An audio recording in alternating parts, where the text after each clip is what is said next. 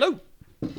I don't normally do audience stuff, but the guy in the second row who looks like a classic tech genius, who does robotics, has a suspiciously good-looking girlfriend with him. Did he build you?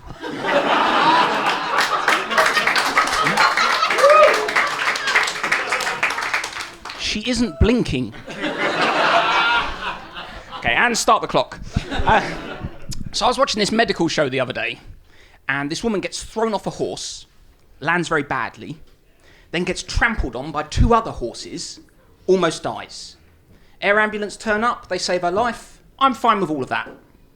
At the end of the show, narrator comes on, after 13 operations and 24 months of rehab, Sally got back on her horse.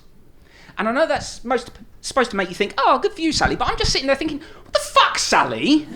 Learn from your mistakes. Horses obviously don't like you, and you're shit at healing. So I'll tell you a bit about me. I used to like to run a lot of marathons, raising awareness for cruelty to children. I used to slap as many as I could as I went round. Keeping that one. I take the tube to work every day, Canary Wharf, ladies. But just before... It's got Sophie, isn't it? But just before Christmas, one of those Extinction Rebellion people glued himself to the side of my train. And I'm thinking, oh, fuck, we're going to get delayed now, aren't we? Fortunately, the driver didn't notice. I say he didn't notice, I swear he was chuckling during the station announcements. Any Extinction Rebellion in the room? Of course there aren't. Have you seen the price of the drinks? I want to sit down. I want to talk to them. I'm fine with what you're doing. You're saving the planet. What could be more important than that? But, on behalf of all of London, don't fuck with the tube. Seriously, you delay my commute one more time, I'm heading to the North Pole with a blowtorch. For every minute you've delayed me, I'm going to set fire to a penguin. Now, some of you might point out that penguins are from the South Pole. I know that. I'm going to ship them there.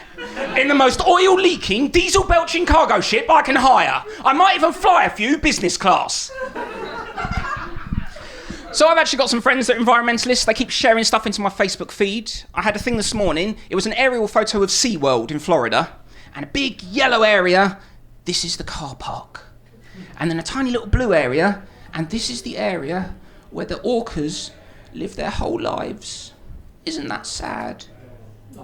And I'm just sitting there thinking, I don't get what your point is. They're not going to be any happier in the car park.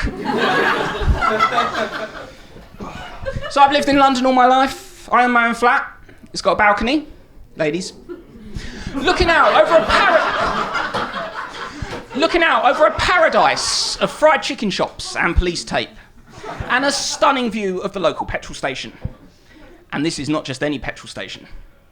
This is a Marks and Spencer's petrol station. That always gets a good reaction. I recently bought a fake owl for my balcony to scare the pigeons away, and it's worked so well that I'm now thinking, to keep the kids away from my car in the car park, of getting a fake Jimmy Savile.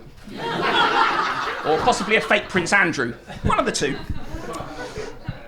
So I'm from Harrow, northwest London, which everyone automatically thinks Harrow School. Very posh, very expensive school. It's where they filmed many scenes for Harry Potter. Beautiful place. I didn't go to Harrow School. I went to Hatch End High, where they filmed several scenes for Crime Stoppers. But you say Harrow and everyone automatically thinks, oh, posh boy. Posh boy speaks properly, therefore somehow weaker, less of a man. Manly men, they don't come from places like Harrow. They come from Hackney, Slough, Luton. Places that sound like violent criminal slang terms. Did you hear what happened to Rupert? He got hackneyed. Sounds horrible, doesn't it? Did you hear what happened to Edward? He got harrowed. Sounds like he'd probably enjoy it. Yeah? Oh, I'm running out of time. How long have I got? Half a minute. Oh, just enough. Okay. So I go to a pub that's genuinely full of proper geezers, manly men. Men with names like Arthur. Not Arthur. Arthur. A-R-F-A. Genuinely his real name. I've seen it on a court summons. Or as he likes to put it, Arthur. With a F. Right. And he's always coming up to me and telling me his horrible geezer stories.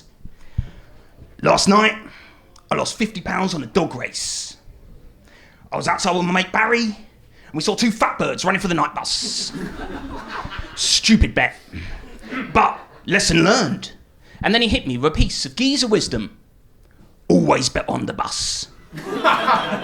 Because the bus won't get distracted by a kebab shop. Thank you very much.